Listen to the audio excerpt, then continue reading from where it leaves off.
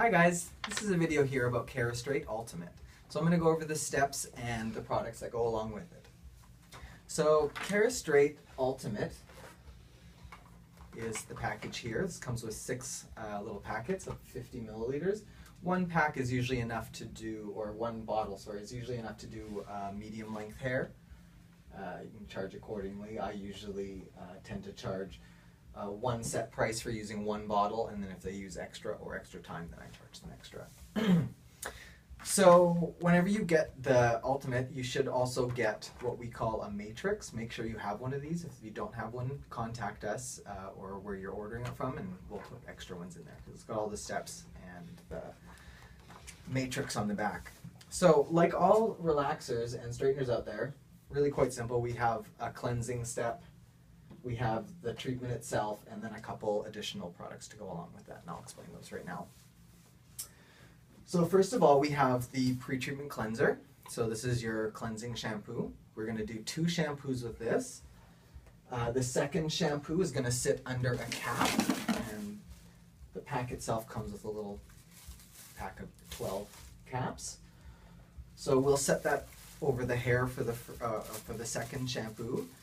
Now, a good thing to remember for this shampoo is that if you see a lot of bubbles, you know that the shampoo is really working well. If you don't see a lot of bubbles, you know that the hair has a lot of extra buildup in it, so it needs a little bit more or whatnot. And a good way to tell if the shampoo is worked to completion is to see those bubbles dissipate. So as you lather up the hair, you'll see it all foamy and lathery, and then as those bubbles start to disappear, once they've all started to go, then you know it's not doing anything else, and you can rinse it right off. Really, the only stipulation in this case would be for really resistant or really curly hair, in which case we're going to let the second shampoo sit for 5 minutes. So after that step, we are going to towel dry the hair, and we're just literally squeezing out as much water as we can get. Then we're going to spray on the pre-treatment spray plus. This we're going to focus mainly on the porous areas of the hair, but a light mist through everything is good. You don't want to oversaturate with that. So after we've put on the pre-treatment spray, then we're going on straight into applying the Kerastraight Ultimate itself. So we're going to put that into our bowl with our brush, and we're going to put it on slightly smaller than 1-inch sections. And a really good thing to remember too, when I'm doing this, I lock my finger right up against the scalp, and that way I can start pulling the product right onto my finger, leaving me that centimeter or 2 between the scalp and the hair. As we go down, it's going to bleed up as we go, so there's no need to get it really close, and we're not going to be ironing that close to the scalp anyways, so just like a little hint. One other thing to remember as well is we do not want to oversaturate the hair.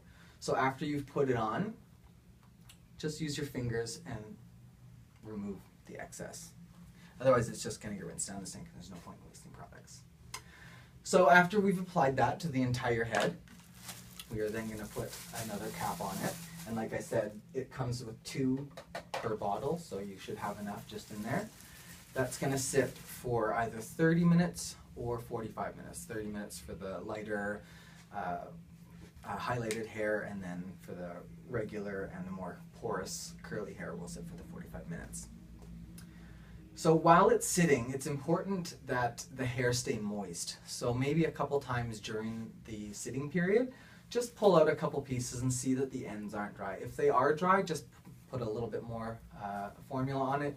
If you're out of formula, even just a little bit of water in your hands, and you can kind of massage what's in there back around. After those 45 minutes, we are going to take off the cap, and we're going to take the client to the sink. We're going to do a quick 10 to 20 second rinse.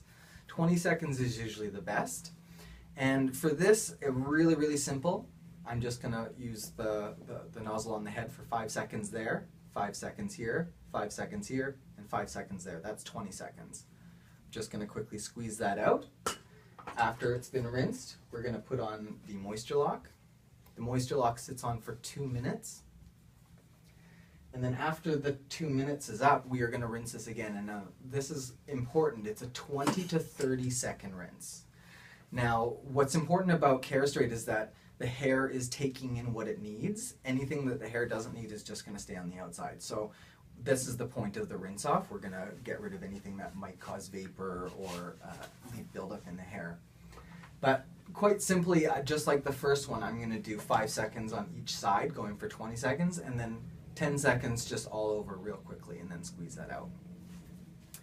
After that, we go straight into the blow dry. So now we're going to blow dry our client 100%. And however you want to do that, you can use your paddle brush, however you want to do it, whatever's easiest for you. After that, we're going to section our hair. Again, however you want to do it. I find 4 sections the easiest. And we're going to use our Kerastraight Easy Comb. Now, I'm not a big fan of this thing personally myself. I find the thing gets in the way. And if you are like me and you don't enjoy these, you can still use a tail comb. What's really important about the tail comb is that we put our thumb there. We lock the hair so that we get some tension. That's really the purpose of the Easy Comb, just so that you get that tension on the hair. Secondly, we're going to take our flat iron and we're going to adjust it to the temperature according to the matrix, so depending on the client's hair. So this is really one of the more important things about this. If you have the wrong temperature or the wrong set of passes, you're not going to get the desired results. So making sure that you're getting the desired result for the hair in particular that you're looking for. And I'll give you some nice tips about that. So we'll assume she is just a regular client, regular colored hair. So I'm going to set this to 200 degrees Celsius, that is 355 Fahrenheit. Now, it's important whenever we're doing relaxers or straighteners that you get a good seal on the hair. So the first and last passes are the most important. For the first pass, we want to get a good grip on there and nice and slowly drag it down to the ends. We want to get a full seal on that cuticle. Once the cuticle is sealed, that allows us to put more protein in the center and have it be secure. And then also the same for the very last iron pass. We want to make sure that you get that one long, slow pass, just to make sure that everything is sealed on that hair.